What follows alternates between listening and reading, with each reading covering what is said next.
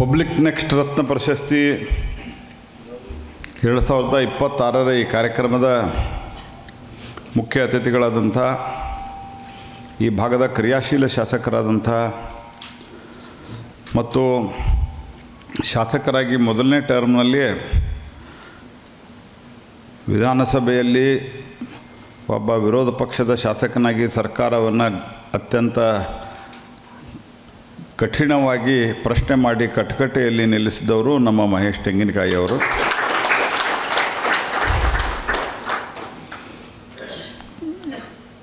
ಈ ಭಾಗ್ಯಲಕ್ಷ್ಮಿ ಬಗ್ಗೆ ಇವರು ಪ್ರಶ್ನೆ ಗೃಹಲಕ್ಷ್ಮಿ ಬಗ್ಗೆ ಇವರು ಪ್ರಶ್ನೆ ಮಾಡಿದ್ದಿಲ್ಲ ಅಂದರೆ 5,000 ಕೋಟಿ ರೂಪಾಯಿ ಹೋಗೇ ಬಿಡ್ತಿತ್ತು.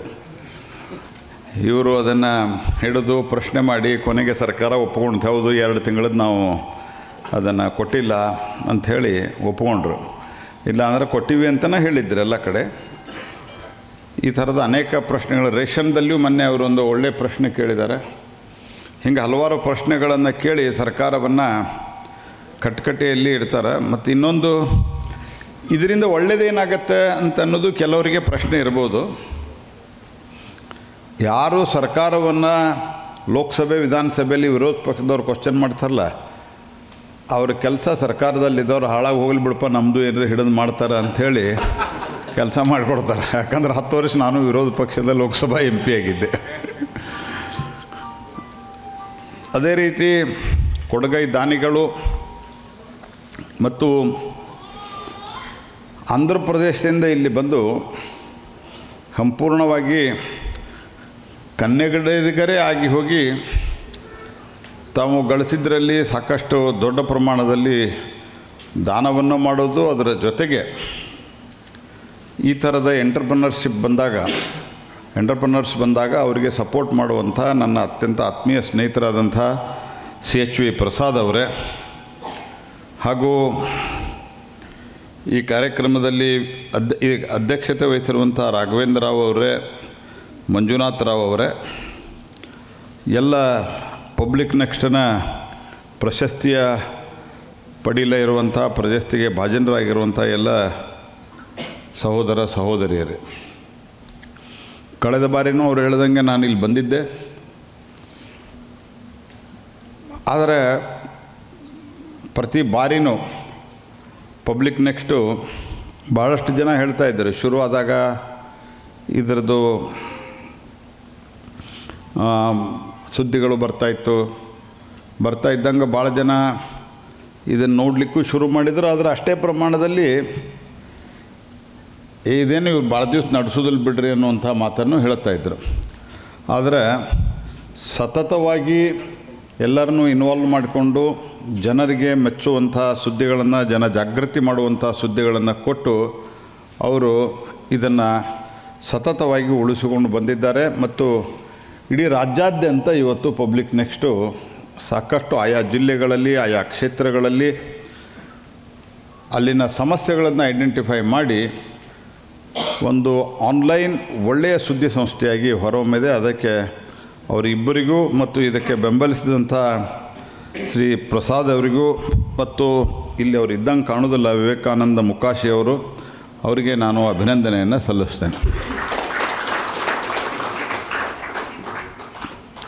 ಮತ್ತು ಈಗ ಮೊದಲಿನಂಗೆ ನೆಕ್ಸ್ಟ್ ಡೇ ಬೆಳಿಗ್ಗೆ ಪತ್ರಿಕೆ ಅಥವಾ ಸಾಯಂಕಾಲ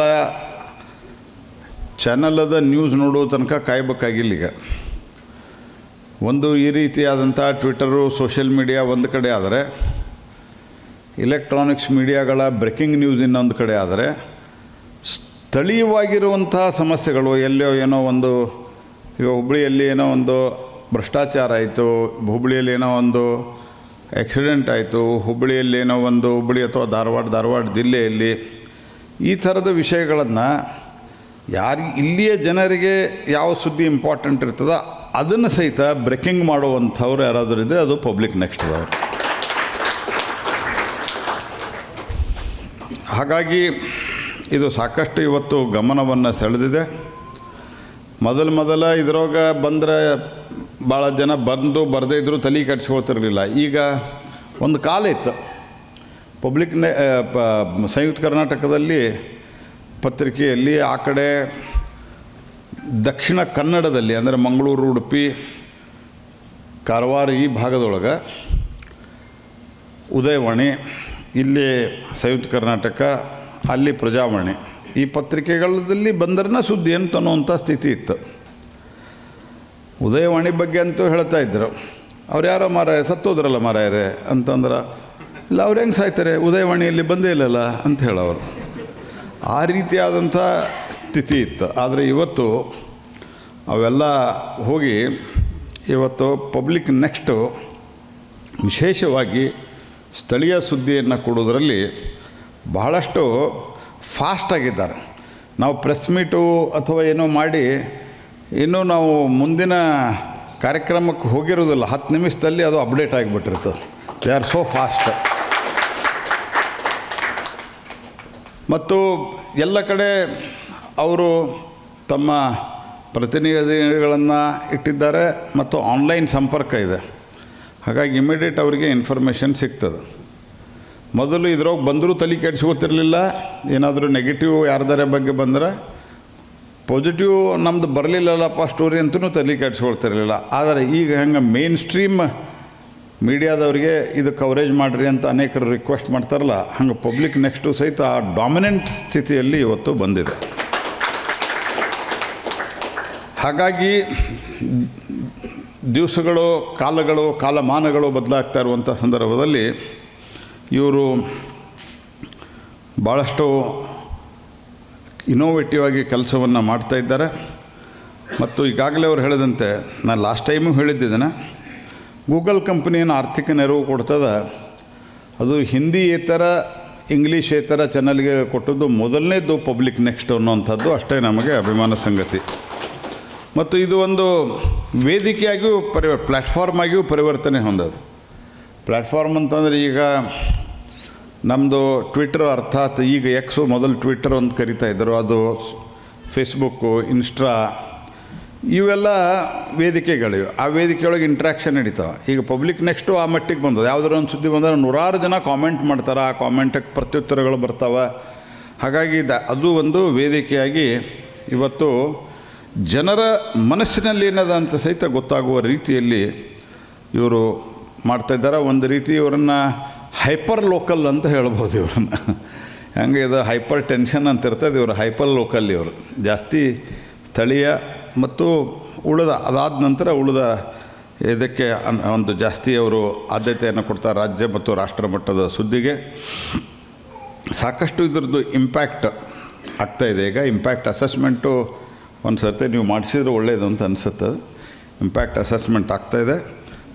ಮತ್ತು ಇದರ ಮಂಜುನಾಥರಾವ್ ಅವರು ಮತ್ತು ವಿಶಾಲ್ ಸೇಠ್ ಅವರು, ಇವರಿಬ್ಬರೂ ಸಹಿತ ಏನೋ ಉದ್ಯೋಗ ಸಿಕ್ಕಿಲ್ಲ ಅಂತಲ್ಲಿ ಇವರು ಅಮೇರಿಕಾದಾಗ ಆರಾಮಿದ್ರಿ. ಇವರು ದುಡ್ಡು ಬರ್ತಿತ್ತು. ಇವತ್ತಿನೆಲ್ಲ ದುನಿಯಾದಾಗ ಭಾಳಷ್ಟು ಜನ ಹೆಂಗಾಗ್ಯಾರ ಅಂತಂದ್ರೆ, ಒಮ್ಮೆ US ಹೋದ್ರೆ ವಾಪಸ್ ಬರುವಂಥವ್ರ ಸಂಖ್ಯೆ ಭಾಳ ಕಮ್ಮಿ.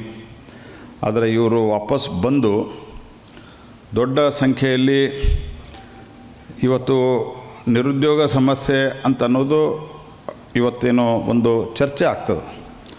ಆ ಲೆಕ್ಕಕ್ಕೆ ನೋಡಿದ್ರೆ, ಜಾಗತಿಕ ಮಟ್ಟದಲ್ಲಿ ನೋಡಿದ್ರೆ, ಭಾರತದ ಜನಸಂಖ್ಯೆಗೆ ನೋಡಿದ್ರೆ, ನಮ್ಮ ನಿರುದ್ಯೋಗ ರಿಲೇಟಿವ್ಲಿ ಹೇಳೋದು, ರಿಲೇಟಿವ್ ಟರ್ಮ್ಸ್ದಾಗ ಹೇಳೋದು, ಸ್ಪೆಷಲಿ ಈ ವರ್ಲ್ಡ್ ಕ್ರೈಸಿಸ್ ಟೈಮಲ್ಲಿ ನಮ್ಮದು ಲೋನ ಇದೆ. ಇದನ್ನು ಯಾಕಂದ್ರೆ EPFOದೊಳಗೆ ಏನು ರಿಜಿಸ್ಟ್ರೇಷನ್ ಆಗ್ತಾವೋ ಅದರ ಆಧಾರದ ಮೇಲೆ ನೋಡಿದ್ರೆ, ಆದರೆ ನಮ್ಮ ಜನರ ಮೆಂಟ್ಯಾಲಿಟಿ ಹೆಂಗದ ಅಂತಂದ್ರೆ, ಒಂದು ಭಾಳ ದೊಡ್ಡ ಕಂಪ್ನಿ ಒಳಗೆ ಸಿಗಬೇಕು, ಇಲ್ಲ ಸರ್ಕಾರಿ ನೌಕರಿ ಸಿಕ್ಕರೆ ಅಷ್ಟೇ ನಮ್ಗೆ ಕೆಲಸ ಸಿಕ್ಕದ ಅಂತ ಹೇಳ್ತಾರೆ. ಇಲ್ಲ ತಮ್ಮನ್ನು ತಾವು ನಿರುದ್ಯೋಗಿ ಅಂತ ತಿಳ್ಕೊಂಡಿರ್ತಾರೆ. ಆ ಸ್ಥಿತಿಯೊಳಗೆ ಇದ್ದಂಥ ಸಂದರ್ಭದಲ್ಲಿ ಇವತ್ತು ಮಾನಸಿಕತೆ, ಇವರು ಇದ್ದು ಒಳ್ಳೆಯ ಕೆಲಸಗಳನ್ನು ಬಿಟ್ಟು US ಇವರು ಇಲ್ಲಿ ಬಂದು ಇದನ್ನು ಶುರು ಮಾಡಿ ಆರಂಭದಲ್ಲಿ ಸಾಕಷ್ಟು ಕಷ್ಟಗಳನ್ನು ಅನುಭವಿಸಿ ಇವರು ಅನೇಕರಿಗೆ ಇವತ್ತು ಕೆಲಸವನ್ನು ಕೊಟ್ಟು, ಮತ್ತು ಸಮಾಜದಲ್ಲಿ ಕೆಲಸ ಮಾಡಿರುವಂಥ ಸಮಾಜಮುಖಿಯಾಗಿ ಕೆಲಸ ಮಾಡ್ತಾ ಇರುವಂಥವ್ರಿಗೆ ಗುರುತಿಸಿ ಈ ಒಂದು ಫೋರಮನ್ನು, ಈ ಒಂದು ಪ್ಲ್ಯಾಟ್ಫಾರ್ಮನ್ನು ಭಾಳ ಪಾಪ್ಯುಲರ್ನಾಗಿ ಮಾಡಿದ್ದಾರೆ. ಕೊನೆಯದಾಗಿ ನಮ್ಮ ಈಗ ಮಂಜುನಾಥರಾವ್ ಅವರು ಮಾತನಾಡ್ತಾ ಹೇಳಿದರು AI ಅಂಥೇಳಿ. AIಗಳು ಬರ್ತಾವೆ, ಆದರೆ ನನ್ನ ಅಭಿಪ್ರಾಯದಲ್ಲಿ ಸರ್ಕಾರದಲ್ಲಿ ನಾವೇನು ಚರ್ಚೆಯನ್ನು ನಡೆಸ್ತಾ ಇದ್ದೀವಿ, ಇದರ ಆಧಾರದ ಮೇಲೆ ನಾನು ನಿಮಗೊಂದು ಮಾತು ಹೇಳ್ತೀನಿ. ಆರಂಭದಲ್ಲಿ ಈಗ ಹಿಂದೆ ಕಂಪ್ಯೂಟರ್ ಬಂದಾಗ ಕಂಪ್ಯೂಟರ್ಗೆ ಸ್ಪೆಷಲಿ ಕಮ್ಯುನಿಸ್ಟ್ರಂತೂ ಸಿಕ್ಕಾಪಟ್ಟೆ ವಿರೋಧ ಮಾಡಿದ್ರು. ನಿಮ್ಗೆ ನೆನಪಿದ್ರೆ ಬ್ಯಾಂಕ್ನಾಗ ತೊಗೊಂಬರ್ಬೇಡ್ರಿ, ಇನ್ಸ್ಟಿಟ್ಯೂಟ್ದಾಗ ತೊಗೊಂಬರ್ಬೇಡ್ರಿ, ಸಿಕ್ಕಾಪಟ್ಟೆ ವಿರೋಧ, ಸ್ಟ್ರೈಕ್ ಆಗಿದ್ದು. ಅದಕ್ಕೆ ಬ್ಯಾಂಕರ್ಸ್ ಎಲ್ಲ ಸ್ಟ್ರೈಕ್ ಮಾಡಿದ್ರು ಅವಾಗ. ಆದರೆ ಅದಾದಮೇಲೆ ಏನಾಗಿಲ್ಲ, ಎಲ್ಲ ಸುಸೂತ್ರ ನಡೆದದ. AI ಸಹಿತ ಇನಿಷಿಯಲಿ ಜಾಬ್ ಲಾಸ್ ಆಗ್ಬೋದು. ಅದ ಮುಂದೆ ಯಾರು ಟ್ಯಾಲೆಂಟೆಡ್ ಇರ್ತಾರೆ, ಯಾರು ಸವಾಲುಗಳನ್ನು ಸ್ವೀಕಾರ ಮಾಡಿ ಕೆಲಸ ಮಾಡಲಿಕ್ಕೆ ತಯಾರಾಗ್ತಾರೆ, ಅವರಿಗೆ ಜಾಬ್ಗೆ ಯಾವುದೂ ಸಮಸ್ಯೆ ಆಗೋದಿಲ್ಲ. We should update our self, that is the problem, that is the issue, not problem, that is the issue. If we update our self ಯಾವುದೂ ಸಮಸ್ಯೆ ಆಗೋದಿಲ್ಲ. ಯಾಕಾಗೋದಿಲ್ಲ ಅಂತಂದ್ರೆ AI ಬರೋದ್ರಿಂದ 9 ಕೋಟಿ ಜಾಬ್ ಲಾಸ್ ಆಗ್ತಾವೆ ಅಂಥೇಳಿ ಇತ್ತೀಚೆಗೆ ಒಂದು ಅಸೆಸ್ಮೆಂಟ್ ಹೇಳಿದೆ. ಆದರೆ ಇನ್ನೊಂದು ಅಸೆಸ್ಮೆಂಟ್ ಅದರ ಜೊತೆಗೆ ಬಂದಿರುವಂಥದ್ದು 17 ಕೋಟಿ ಜಾಬ್ಗಳು ಕ್ರಿಯೇಟ್ ಆಗ್ತವೆ. There will be creation of the job also. ಮತ್ತು ಎರಡನೇದ್ದು, ಇವತ್ತು ಭಾರತದ ಕ್ರೆಡಿಬಿಲಿಟಿ ಜಾಸ್ತಿ ಇರೋದ್ರಿಂದ, ಒಳ್ಳೆಯದಿರೋದ್ರಿಂದ ನಮಗೆ ಮ್ಯಾನುಫ್ಯಾಕ್ಚರಿಂಗ್ ಹಬ್ ಆಗಲಿಕ್ಕೆ ಭಾಳ ದೊಡ್ಡದಾದಂಥ ಅವಕಾಶ ಇದೆ. ಈಗಾಗಲೇ ಅವರು ಹೇಳಿದರು, ನಮ್ಮಲ್ಲಿ ಸುಮಾರು 300 ಸ್ಟಾರ್ಟಪ್ಗಳನ್ನು ಇರಲಿಲ್ಲ 2014ರಲ್ಲಿ. ಇವತ್ತು 2 ಲಕ್ಷಕ್ಕಿಂತ ಹೆಚ್ಚು ಸ್ಟಾರ್ಟಪ್ಗಳಿದ್ದಾವೆ, 100ಕ್ಕೂ ಹೆಚ್ಚು ಯೂನಿಕಾರ್ನ್ಗಳಿದ್ದಾವೆ.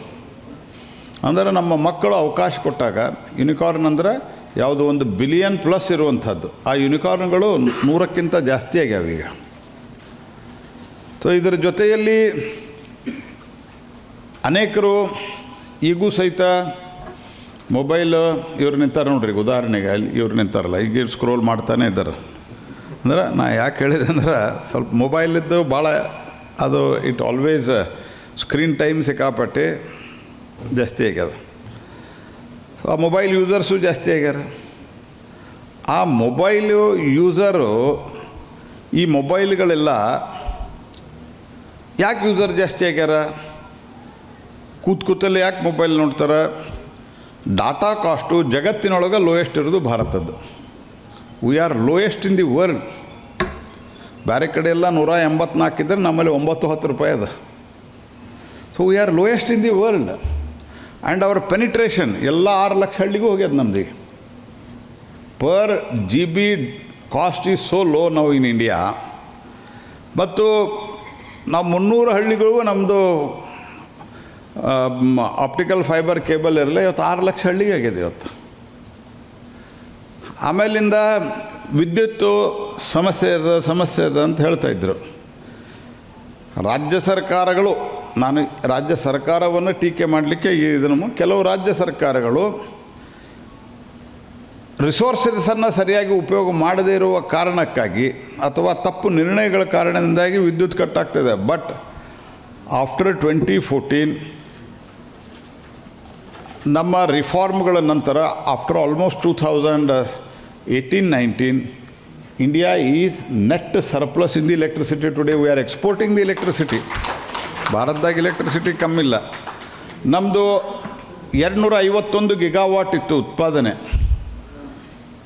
ಇವತ್ತು 512 ಗಿಗಾವಾಟ್ ಅದ 10 ವರ್ಷದಾಗ. 512 ಅಂದರೆ more than 50% we have added. ಕೊನೆಯದಾಗಿ, ಭಾಳ ಸುದೀರ್ಘವಾದಂಥ ಭಾಷಣ ಮಾಡೋದು ಟೈಮ್ ಅಲ್ಲ ಇದು. ನಾವು ಆಯಿಲ್ ಇಂಪೋರ್ಟ್ ಮಾಡ್ಕೋತೀವಿ. ನಮ್ಮ ದೇಶದಾಗ ಮೊದಲ ಕಲ್ಲಿದ್ದಿರೋ ಮೇಲೆ ನಾವು ಡಿಪೆಂಡ್ ಆಗಿದ್ವಿ. ಆದರೆ ನಮ್ಮ ದೇಶದಾಗ ಜಗತ್ತಿನೊಳಗೆ 5ನೇ ಅತಿ ದೊಡ್ಡ ಕಲ್ಲಿದ್ದಲು ಹೊಂದಿರುವಂಥ ದೇಶ ಜಗತ್ತಿನಾಗ ನಮ್ಮದು, ಭೂಗರ್ಭದಾಗ. ಆದರೆ ಕಲ್ಲಿದ್ದಲು ಇಂಪೋರ್ಟ್ ಮಾಡ್ತಾಯಿದ್ವಿ ನಾವು. ವಿದ್ಯುತ್ತು ಉತ್ಪಾದನೆ ಅಷ್ಟು ಮಾಡ್ತಾ ಇರಲಿಲ್ಲ. ಹೀಗಾಗಿ ಇಲ್ಲಿ ರೈಲ್ವೆ ಕಾಂಟ್ರಾಕ್ಟರ್ ನಮ್ಮ ಪ್ರಸಾದ್ ಕೂತಾರ. ನಮ್ಮ ದೇಶದೊಳಗೆ 33% ಟೋಟಲ್ ರೈಲ್ ಲೈನ್ ಏನಿತ್ತು, 33% ಎಲೆಕ್ಟ್ರಿಫಿಕೇಷನ್ ಆಗಿತ್ತು. ರೈಲ್ ಹೆಂಗೆ ನಡೀತಿದ್ದು? ಮೊದಲೇ ಇಂಜನ್ನು ಡೀಸೆಲ್ಲೇ ನಡೀತಿತ್ತು. ಡೀಸೆಲ್ ಎಲ್ಲಿಂದ ಬರ್ತೈತಿ? ಇಂಪೋರ್ಟ್ ಮಾಡ್ತೀವಿ. ಇವತ್ತು ವಿ ಆರ್ ಆಲ್ಮೋಸ್ಟ್ 100% ಎಲೆಕ್ಟ್ರಿಫಿಕೇಷನ್ ಆಗಿದೆ. ಹೀಗಾಗಿ ನೋ ನೀಟ್. 10 ವರ್ಷದೊಳಗೆ 100%. 65,000 effective length of the total ಇದಿದ್ದು 65,000 ಇತ್ತು 2014ರಾಗ. ಇವತ್ತು 1,35,000 ಆಗಿದೆ. 1,30,000 ಕಿಲೋಮೀಟ್ರ್ ಇಲೆಕ್ಟ್ರಿಫಿಕೇಷನ್ ಕಂಪ್ಲೀಟ್ ಆಗಿದೆ. ಟೋಟಲ್ ರಿನ್ಯೂಬಲ್ ಎನರ್ಜಿ ಪ್ಲಸ್ ನಮ್ಮ ರೈಲ್ವೆ ಇಲೆಕ್ಟ್ರಿಫಿಕೇಷನ್ನಿಂದ 4 ಲಕ್ಷ ಕೋಟಿ ರೂಪಾಯಿ ಉಳಿತಾಯ ಆಗ್ತದೆ ನಮಗೆ. 4 lakh crores we are saving. ಹೀಗಾಗಿ India has got all hopes to become manufacturing hub. ನಮ್ಮದು ಮೊಬೈಲ್ ಮ್ಯಾನುಫ್ಯಾಕ್ಚರಿಂಗು 2014ರಾಗ 2 ಇತ್ತು. ಇವತ್ತು ಸುಮಾರು ಒಂದು 100 ಚಿಲ್ಲರೆ 107-8 ಮೊಬೈಲ್ ಮ್ಯಾನುಫ್ಯಾಕ್ಚರಿಂಗ್ ಯೂನಿಟು ಭಾರತದೊಳಗೆ ಬಂದ ಇವತ್ತು. ಯಾಕೆ? ಅದಕ್ಕೆ ನಾವು ಪ್ರೊಡಕ್ಟಿವ್ ಲಿಂಕ್ಡ್ ಇನ್ಸೆಂಟಿವ್ ಕೊಟ್ವಿ. ಜಗತ್ತಿನ 30% ಮೊಬೈಲ್ಗಳು ಜಗತ್ತಿನಾಗ ಬೇರೆ ಬೇರೆ ದೇಶದಾಗ ಭಾರತದ ತಯಾರಾದದ್ದು ಹೋಗ್ತಾವೆ. ಆ್ಯಪಲ್ ಕಂಪ್ನಿ ಮೊಬೈಲ್ಗಳು ಜಗತ್ತಿನಾಗ ಬಿಡ್ರೆ ಅಮೇರಿಕಾದಾಗ 80% ಇವತ್ತು ಆ್ಯಪಲ್ ಫೋನ್ ಯೂಸ್ ಮಾಡೋರು 80% ಭಾರತದ್ದವು. This is the change. Electronic goods 8 ಪಟ್ಟು ಮ್ಯಾನುಫ್ಯಾಕ್ಚರಿಂಗ್ ಜಾಸ್ತಿ ಆಗ್ಯದ ನಮ್ದು. So I got very huge scope. ಮತ್ತು ಇವೆಲ್ಲ ಏನು ನಾ ಹೇಳಿನಿ ಇವ್ರು ರೆಕಾರ್ಡ್ ಮಾಡ್ತಾ ಇದ್ದಾರೆ. ನೀವು ಇದನ್ನ ಗೂಗಲ್ದಾಗಾತು ಚಾಟ್ GPT ಒಳಗಾತು ಚೆಕ್ ಮಾಡಿರಿ. ದೀಸ್ ಆರ್ ಆಲ್ ಫ್ಯಾಕ್ಚುಯಲ್ ಫಿಗರ್ಸ್ನ ಹೇಳ್ತಾ ಇರೋದು. ಹೀಗಾಗಿ ಯಾರೂ ಭಯ ಪಡಬೇಕಾಗಿತ್ತು ಅಗತ್ಯ ಇಲ್ಲ. 2 things we can do. 1, we should update ourselves. ನಾವೀಗ ಇಲೆಕ್ಟ್ರಿಸಿಟಿಯಲ್ಲಿ ಡಿಜಿಟಲ್ ಟಿನ್ ಯೂಸ್ ಮಾಡ್ತಾಯಿದ್ದೆ. ಡಿಜಿಟಲ್ ಪಿನ್ ಅಂದರೆ AI ಯೂಸ್ ಮಾಡಿ. ಸೊ ಎಲ್ಲಿ ಜನ್ರೇಷನ್ ಆಗ್ತಾಯಿದೆ, ಎಲ್ಲಿ ರಿಕ್ವೈರ್ಮೆಂಟ್ ಇದೆ, ಯಾವ ಗ್ರಿಡ್ ಪ್ರಾಬ್ಲಮ್ ಆಗ್ತಾಯಿದೆ. So we are using AI in that. So we need people for that. But they should be trained. They should be well versed with the technology. They should put effort. ದಾವೋಸ್ದಾಗ ನಾವು ಹೋದಾಗ ನಂಗೆ ಸಿಕ್ಕಾಪಟ್ಟೆ ನನ್ನ ಅಪಾಯಿಂಟ್ಮೆಂಟಿಗೆ demand. It is not for me, it is for India. So there is a huge scope. ಆ ಸ್ಕೋಪನ್ನು ಉಪಯೋಗ ಮಾಡಲಿಕ್ಕೆ ಪಬ್ಲಿಕ್ ನೆಕ್ಸ್ಟ್ದವರು ಒಂದು ಉದಾಹರಣೆ ಅಂತ ನಾನು ಭಾವಿಸ್ತೇನೆ. ಯಾಕಂದರೆ ಏನೂ ಇಲ್ಲದ ಅಲ್ಲಿಂದ ಬಂದು ಇವತ್ತು ಪ್ರಬಲ ಮೀಡಿಯಾಗಳಿಗೆ ಪೈಪೋಟಿ ಕೊಡುವಂಥ ಒಂದು ವ್ಯವಸ್ಥೆ ಮಾಡ್ಯಾರ. ಅಂದ್ರೆ ಮನಸ್ಸು ಮಾಡಿದರೆ ಏನು ಬೇಕಾದ ಮಾಡ್ಬೋದು ಅಂತ ಅನ್ಲಿಕ್ಕೆ ಇದೊಂದು ಉದಾಹರಣೆ. ಅವರು ನಿಮ್ಮನ್ನು ಗುರುತಿಸಿದ್ದಾರೆ. ಅಂದರೆ ನೀವು ಒಳ್ಳೆ ಕೆಲಸ ಮಾಡಿದ್ದೀರಿ. ಯಾಕಂದ್ರೆ ಅವ್ರ ಜನ ಎಲ್ಲ ಕಡೆ ಓಡಾಡ್ತಿರ್ತಾರೆ. ಅವ್ರು ಇಂಥವ್ರಿಗೆ ಪ್ರಶಸ್ತಿ ಕೊಟ್ಟರೆ ಮಂದಿ ಹೇಳ್ತಾರೆ ಇವರು ಎಂತೆಂಥವ್ರಿಗೆ ಕೊಡ್ತಾರ ಅಂಥೇಳಿ. ಹಂಗೆ ಮಾಡ್ಲಿಕ್ಕೆ ಆಗೋದಿಲ್ಲ. ಯಾಕಂದ್ರೆ ಇವ್ರದ್ದು ಪೆನಿಟ್ರೇಷನ್ ಭಾಳ ಇರೋದ್ರಿಂದ ಇವರು ನಿಜವಾದ ಯಾರು ಒಳ್ಳೆ ಕೆಲಸ ಮಾಡಿದಾರೆ ಅವ್ರಿಗೆ ಕೊಡಬೇಕಾಗ್ತದೆ. ಆ ರೀತಿ ಅವ್ರು ಕೊಟ್ಟಿದ್ದಾರೆ. ಅದಕ್ಕೆ ಪ್ರಶಸ್ತಿ ವಿಜೇತರಿಗೂ ಅಭಿನಂದನೆ, ನಿಮಗೂ ಅಭಿನಂದನೆ. ನಮಸ್ಕಾರ.